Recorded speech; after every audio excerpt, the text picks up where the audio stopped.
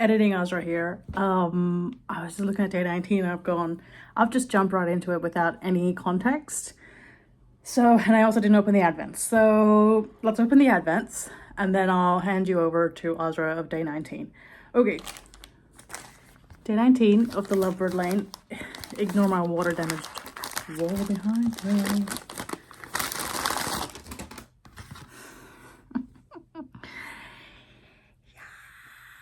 Oh, wow. It kind of looks like a sign pooling, but not quite. Beautiful.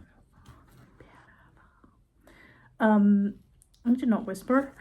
Day 19, hello, of the fiber.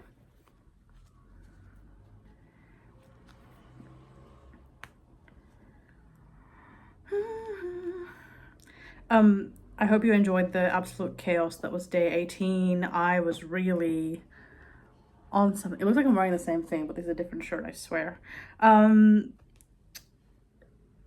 Yeah, I realized I was quite hyper, but it was quite entertaining to edit. I enjoy a bit of chaos. Okay, day 19, let me surprise myself. The day 19 colorway is Orphan Queen. Why would it focus? It's only a camera. Oh my god.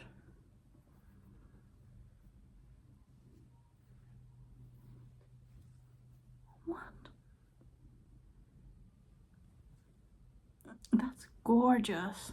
Do you know what? I never buy semi-solid braids, and I feel like this has done real wonders as like a stash enhancement. So whatever doesn't make it into my inclination shawl. Orphan Queen, what does that mean? I don't know. That's day 19 of Advents. Love that. Okay, now let me give you context. All right, here's context for day 19. I washed this new batch of Polwarth that I've received. Never really worked properly with Polwarth, and not white Polwarth anyway. And I started this wash with Basisto, which is my first time trying Basisto, which is a non-enzyme having laundry detergent thing. Because I was speaking to a superfine merino farmer who said that she washes her superfine merino, and superfine merino is supposed to be this sort of like precious, untouchable, hyper-feltable thing in my mind. She said she goes in first with laundry detergent because she finds that is more high duty, and the finer the crimp of a fiber, the more grease and dirt it can hold on to. And I would count Polwarth in a similar category, not quite superfine merino, but pretty fine as a fiber. And so I thought, okay, the first wash I do, let me just go in with Basisto. I also love the way it smells when it hits the water. That like eucalyptus oil is a lovely little facial.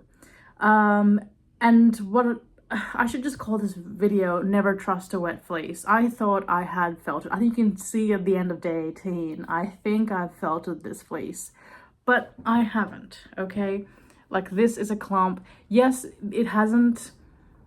I think the way I was handling it, I didn't do a lot for like lock structure and maintaining all that, but I don't always care about that. Like when I lash onto a comb, it's not really going to matter all that much. I'm not really making a good case for it. Like, it's fine. It survived. It pings, fiber integrity is fine, staple length is beautiful. The tips were quite crusty when I took it in. Didn't love that, but I think that was just the fleece, all that like green sort of grass staining. But it worked. Anyway, on day 19, I panicked because I thought I felted that fleece. So I felt like I had to go in again and try something different, something less harsh. And so on day 19, I went in with dish soap instead of Basisto. And then I think I did a few more rinses of just Beyond Clean. Maybe, the alternate title to this video is also that woman learns that using the correct detergent for the purpose it's meant for produces fine results. But I will say that worked out better. I do much prefer the finish of the batch that I did with the dish soap than with Basisto. I think Basisto would still work. It probably wouldn't be my first choice for Polwarth. I know it definitely does work. These are great. Yeah, I'm just gonna talk like this.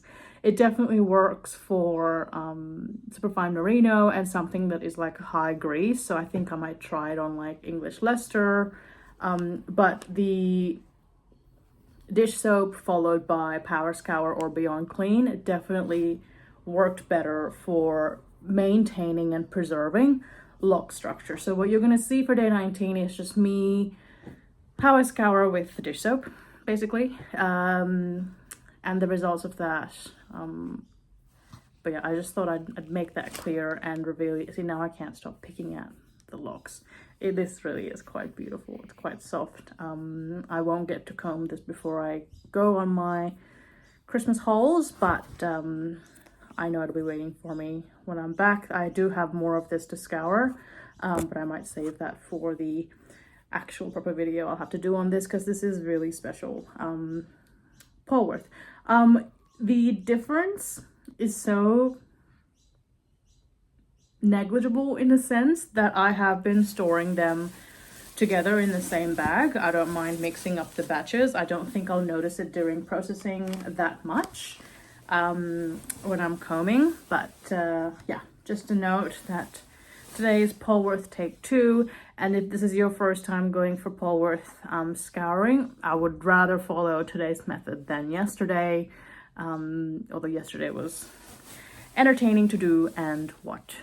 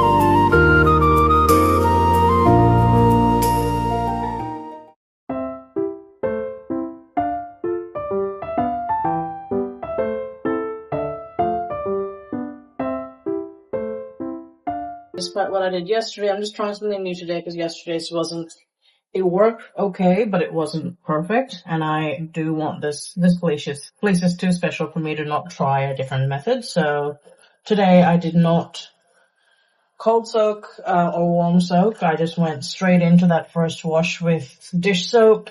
Yesterday I tried some like laundry detergent that doesn't have any enzymes in it, and it just made everything really crispy. I did not explain that. I'll show you that in a bit. I've gotten my voice back since having my coffee this morning. Yeah, so I am going to give it a rinse, just to help get some of that out. Maybe I will also handle it a little less today. But I literally lost sleep over this, so I just had to. I am really tired, as you can probably hear, but just had to wake up. I will not be filming myself. I'm not presentable at the moment, but yeah, try that. So that's first rinse after the first soap. The tips, I'm not worried about. You can see they are in there, but I just cannot be bothered.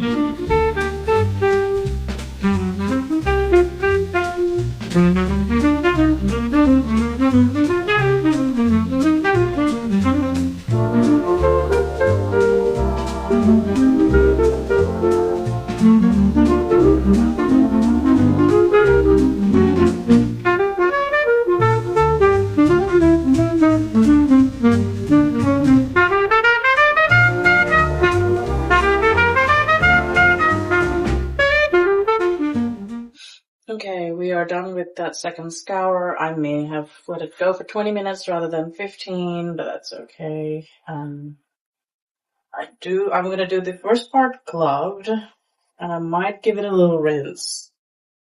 But more importantly, I need to deglove so I can get a sense of the lanolin in the fiber. Yesterday I felt a little bit, but I thought I would survive it. I have a feeling it's done something to the tips.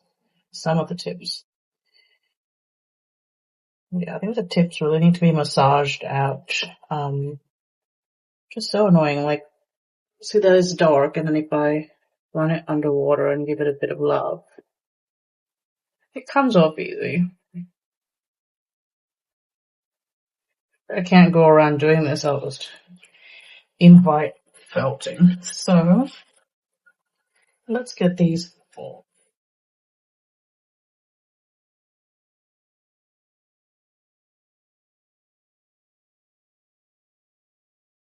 There's still a bit of like, yeah, I think I'm gonna hit it with a light power scour round, and then we'll be golden once we start rinsing. I'm gonna start filling the tub again. No bother with this tap. It's not the hottest water. I'll come back for, I guess what we're doing with this is we're going gentle but multiple. So we got rid of the laundry detergent. We're instead doing dish soap first to really hit it. And then we're gently taking away with Beyond Clean. Yeah. Okay, I'm doing something different again. This is what I mean. With every fleece, I am just sort of experimenting and doing it differently, and kind of, I've done enough now I've learned to rescue the ones that don't work. So I'm going to do a light round of Power Scour. I mainly want it for the smell. It is pretty much the same as Beyond Clean, so don't worry about it. So I'll probably put like half the amount I'd normally put. And I'm not doing water from a kettle for this one. I'm gonna deem my hot tap enough. My tap hot enough. Ooh. Okay. Wine is still in my system this morning. Yeah, because I can tell it's mostly fine. It's just more for a peace of mind, you know? Oh, I do love the Power Scour smell. Look, sometimes if you can't afford it, that extra dollar or two for the scent, I think, is worth it. I am going to try a not so precious fleece with, yeah, see, I feel better already. There's not a lot of lanolin coming out of that. It's pretty clear, so this is kind of like a light soapy rinse, let's say.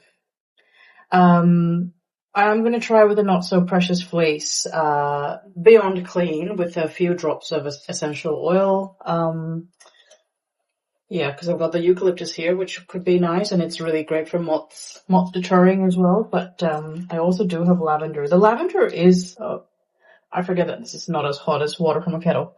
The lavender is not the same as the Power Scour scent. Like, it's a bit stronger. It is what I use in my brushing concoction, which we'll talk about anyway later, or when the video for this comes out, because I think that first batch, part of its rescue, it doesn't really need rescuing, it is fine, but to really amp it up and make it sort of a lovely feel, what I might do is just use some of the conditioning spritz when I'm combing. Okay, 15 minutes for this, and then we rinse, and then we put out to dry. It is going to hit, it's already like in the high 30s, it's going to hit 38 degrees today, so I'll definitely be doing all the spreading out of the fiber into the dry racks inside, and I'm just going to quickly open the door, shove it outside, come back. Okay, maybe I'm delusional because this is yesterday's batch with Basisto. I was about to bring it to smell it. It is hard to pry apart from this clump, but I think it's because it's so soft that they just like to stick together, but it is easily done.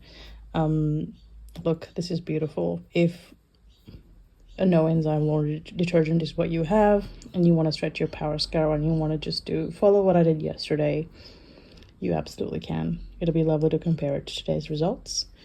I am happy with this, I have to say. I really am.